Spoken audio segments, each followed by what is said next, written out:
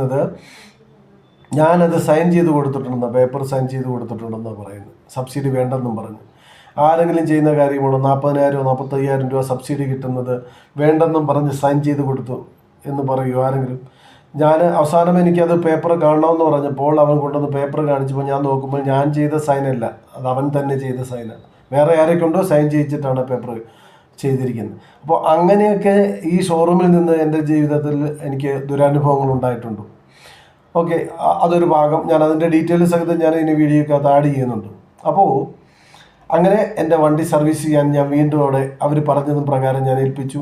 പിറ്റേ ദിവസം ഞാൻ 3 മണിക്ക് ചെല്ലാമെന്ന് പറഞ്ഞിട്ടാണ്, 3 മണിക്ക് ചെല്ലാനാണ് എന്നോട് അവർ പറഞ്ഞിരുന്നത്.